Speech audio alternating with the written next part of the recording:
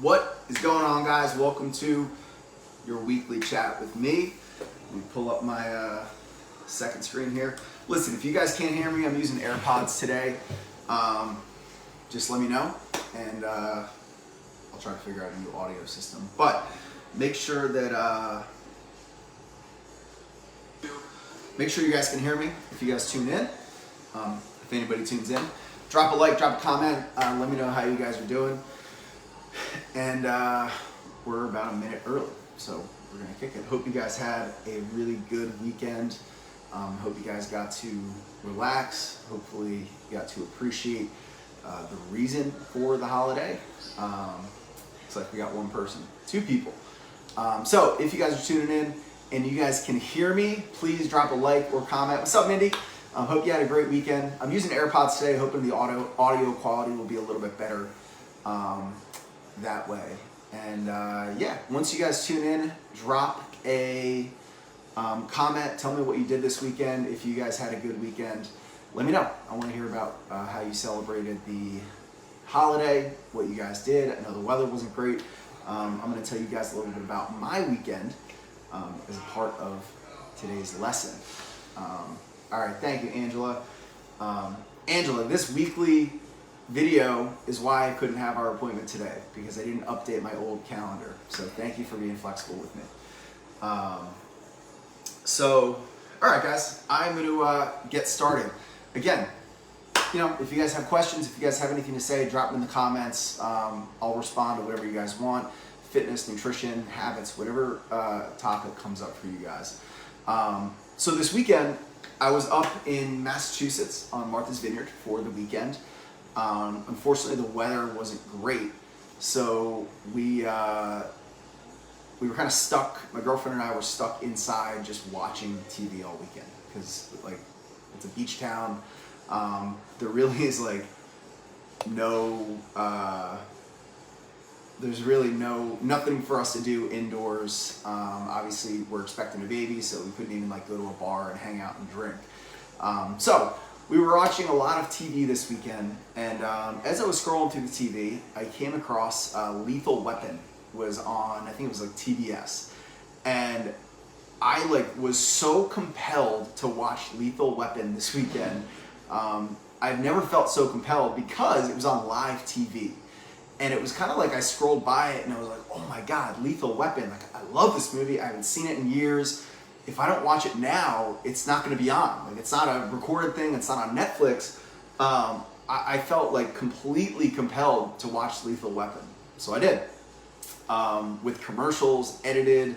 Like, it was like not even the greatest experience in watching Lethal Weapon. And it really got me thinking, because I could watch Lethal Weapon any day I want. It's on Netflix or Prime or any of these TV things that we all have. It's available at any time, and I never feel compelled to watch it when I could access it any time that I want. And it's kind of this amazing, like, psychological thing. It's this urgency that it's on right now, and if you don't watch it right now, it's gone, right? And you feel this compulsion to watch something because it's on and only there for a limited time, when if you know that you can watch it down the line or really any time that you want, you really don't have that same compulsion. And this translates into many areas of our lives, especially in, you know, what you might call dieting, right? Diets by nature are very restrictive, much like Lethal Weapon only being on 4 p.m. on Saturday on TBS is restrictive. If I don't have those other services, I can't watch it any other time. So if I want to do it, I have to do it right now, because I am restricted from watching it at another time. So in a sense, I'm almost binging on something that I don't really need in my life, but the fact that it's going away compels me to want to watch it. And dieting works the same way. The restriction in dieting works the same way. Now, dieting by nature and by definition is where you're restricting either certain foods, restricting time of day that you're eating, you're restricting a number or a amount of food. So when we do a diet like keto, paleo, intermittent fasting, low carb, whatever, any of these diets, that feeling of I can't, and that word I can't, almost gives us a compulsion to do it. And especially when we go into a diet as like, this is what I'm gonna do for the rest of my life. I'm never gonna eat pasta again. I'm never gonna eat bread. A lot of times when we set the expectation that like, it's gone from my life, that's it, I'm changing my life, I'm never gonna do this again, we feel compelled to do it and just start on Monday, right? I'm sure we all had that realization this weekend when we were probably, a lot of us were drinking, barbecuing. I guess you weren't barbecuing because the weather was terrible, but maybe eating off of your diet, and you're like, you know what? I'm on this diet, but I'm just gonna start on Tuesday because I can't have it then, so I'm gonna enjoy it now, and this is the last time I'm gonna do it. And pretty much every time people go into a diet with that restriction mindset, they're gonna fall into that same trap. Well, Monday I'm starting this plan, so I'm gonna enjoy it now because I'm never gonna have it again. And it's really like one of the most important things that you can do is not restrict what you're doing, but allow yourself the option to do it. Now, the last thing on dieting before I go into another aspect of that idea is any diet that you do is never going to lead to long-term success. It's very rare that anything that you do is going to lead to long-term success, because doing keto, doing paleo always leads to being done, right? The essence or the definition of a diet that you do has basically an end point. And if it has an end point, then you're done. Even just that psychological wording can be really, really harmful to long-term success and making real changes to your life.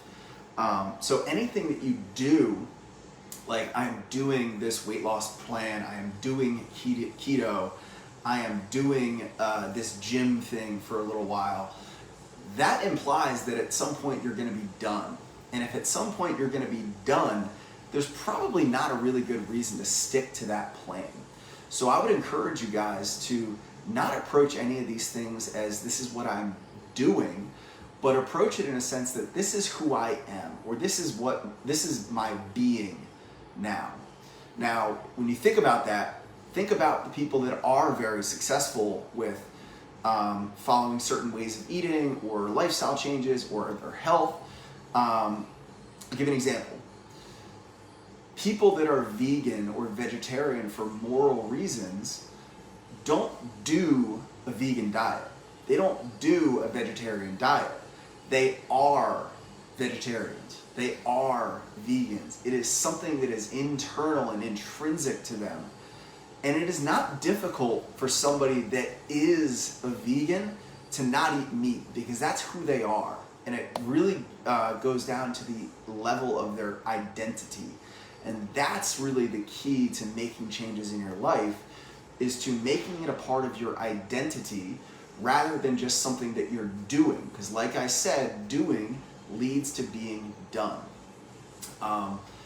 So really think about that. With whatever changes you want to make in your life, make sure that this isn't something that you're doing, but something that you are becoming. Because becoming is never going to lead to an end. Now with that, if you obviously, to embark on a big change or to follow a new way of eating, one of the most powerful things that you can do, and I learned this from Alcoholics Anonymous. So I have been to 2 AA meetings in my life, both of which were to celebrate a good friend of mine's milestone achievements of 1 year or 2 year, one or 2 year sobriety. They get the chip and they do a little presentation. So I was really impressed and fascinated with the culture of Alcoholics Anonymous. Obviously, it's one of the most successful ways for people to quit drugs and alcohol and remain sober. So it is a really effective plan. So I kind of went into it like, I want to see kind of what they're doing here. And one of the things that really, really stuck out to me was throughout this Alcoholics Anonymous meeting, I heard them all say, just for today. They would say, just for today, I'm going to abstain from drugs and alcohol, right? Just for today. And that was probably one of the most significant parts of this experience for me, because what they did was they allowed themselves the option, or they allowed themselves whatever happens in the future is going to happen, but just for today, I am going to abstain from drugs and alcohol. When you take that approach of the just for today approach, and you say, you know what, whatever happens down the line is going to happen, but just for today, I'm going to stick to my plan. Okay? It makes things a lot easier to make really hard decisions. Because if you went into it and said, you know what, I'm done eating junk for the rest of my life, this is it, and you're like, I'm never going to do it again. The next time you see pizza, ice cream, cupcakes, whatever you see, it's going to seem pretty enticing. And you're going to say, you know what, maybe I'll just do it today, and tomorrow I'm going to start. I'm going to be super motivated tomorrow. I can't tell you how many Sunday nights I have been incredibly motivated to start a diet on Monday and been like, you know what, starting on Monday, so I'm going to go get pizza tonight, right? That's just the way the brain works. When we face restriction, and when we face these constraints in the future, it makes that behavior incredibly irresistible, and really, really irresistible if we eliminate that in the future. But if we leave ourselves open to possibility in the future, it makes today a lot more reasonable, because we can go ahead and say, you know what, just for today, I'm going to stick to it, right? And every day, if you wake up with that same mentality, over time, you're going to find that you are shaping a new identity, because it's going to be a lot easier for you to abstain from the foods that aren't in line with your goals, the behaviors that aren't in line with your goals. And with that, guys, like I am a firm believer that all foods fit. I am not a restrictive person in general, but at a certain point, there are certain portion sizes, foods, and behaviors that don't align with whatever your goals are. So when I say like restrict and things that you can and can't do, it is all very personalized to what your individual goals are and the behaviors that are going to lead to that goal. Okay. So just for today is the mindset that you want when you're going into a big life and behavior change. Just for today, I am going to stay on point. Just for today, I am going to, not eat dessert or not have a drink today. In the future, whatever happens might happen, but just for today, I'm going to be on track. And another little analogy that this relates to is I do not like running. I hate running, probably more than any form of exercise or many things in my life. But when I do force myself to run, a lot of times it can be very helpful to set milestones or mile markers. So if I leave out the gym, there's a series of light poles and signs and traffic lights and stuff like that. And it is incredibly helpful for me to take off on a run and just say, because immediately I'm like, in my head, I'm like, I want to quit. I want to give up. This sucks. This hurts. I don't want to do this anymore. But if I say, you know what, I just got to get to that light post, right? When I get there, a lot of times I find the juice and I get the energy to say, you know what, I can dig a little deeper and I can reach that stop sign, right? I can get to that stoplight. I can get to that turn and then take a break.